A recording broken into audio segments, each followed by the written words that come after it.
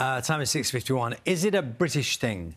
That phrase that someone might say to someone else, do you want to have a cup of tea and have a chat? I think it is. It's like almost like a cup of tea, offering it to someone is an invitation to kind of go, are you OK? Is that very thing? much, very, very much. However, it's great if you've got those friends.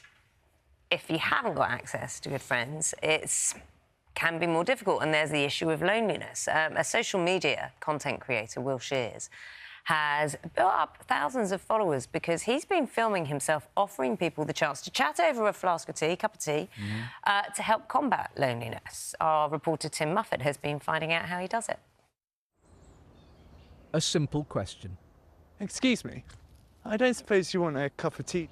I don't suppose you want a cup of tea, do you? I don't suppose you want a cup of tea, do you? An offer which is often declined. I don't suppose you'd like a cup of tea, would you? No.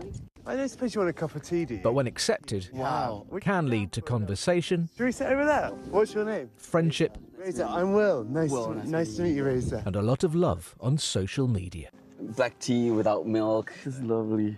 One day I was in my flat and I thought I wanted to get out, I wanted to go and speak to people. Society's got more fragmented recently, and sometimes people need a reminder that they should go out and have a chat with a stranger. From a cup of tea, you can hear the most incredible life story imaginable. I don't suppose you want a cup of tea, do you? In just a few weeks, Will's Mug of Life videos have been seen by millions. And I make them a cup of tea and we just have a chat. If you've got to have one extraordinary travel story that comes to your head straight away now. There was a good one in Greece once. My husband was alive then and he'd fallen down and broken his elbow, so he had his arm in a sling, and there was this mad blind monk. And he started blessing my husband's arm and said, it'll get better. It's kind of been humbling, to be honest, to hear the different stories and also to realise just how everyone's got an amazing story. You're talking about your husband?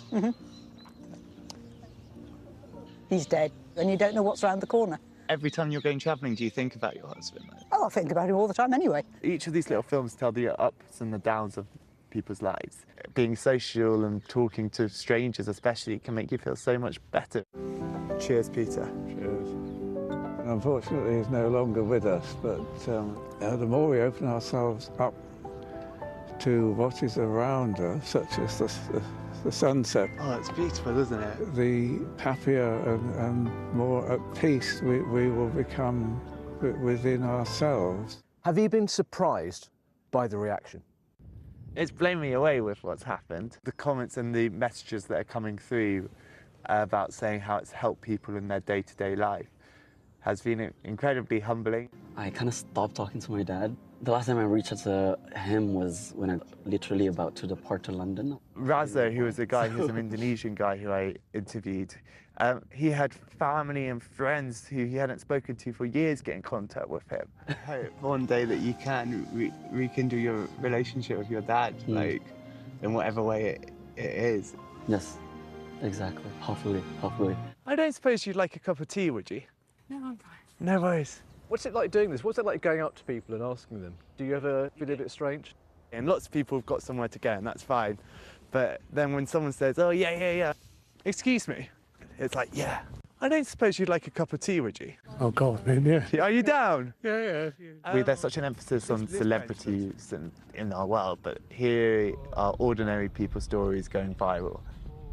You know that thing when you're young and you think you've got to do something that's going to give you a living and it's vocational? I mean, I hated it. Because someone's been given a cup of tea and been made to feel comfortable and warm. A tea sort of opens people up. So you stopped drinking alcohol. How did you, stop it? Oh, I had to change a lot of the people I knew, you know. So Douglas, you've just met Will and you're having a cup of tea and you're having a chat about some quite personal things. Is it surprising that you're opening up like this? It shouldn't feel okay, should it? So, it just feels like talking to someone you've known for quite a while and haven't seen. I think maybe it's the setup you've got of having a tea that is what normalises it. Excuse me, I don't suppose you want a cup of tea, do you? A cup of tea. Brian was the very first person Will approached. In return, having a little bit of a chat. Yeah. A random encounter that led to a remarkable conversation. Big city guy since I moved to San Francisco in the early 70s. We've made a good friend and fan in Robin Williams. Brian was an actor and comedian. He appeared in the American TV show Mork and Mindy. We're sure glad you're taking us in. He also talks about the death of his former partner. She had cancer. She died in March of 2013. So. Were you guys in love? Oh, yeah. What spirit is the base for a Tom Collins cocktail? Brian runs a pub quiz in North London. I've gone through many crises over the years, and just having someone around to talk to is great. And she said, I really like the way you took care of her. And on that day, Will was that bad? Yeah, for hundreds of thousands of people to actually be commenting, looking at it. I'm still living in that house. I'd never experienced anything like that. It's a big part of your life, you know. So much more than a drink. I prefer life now. A cup of tea can lead to some remarkable conversations. Tim Muffet, BBC News.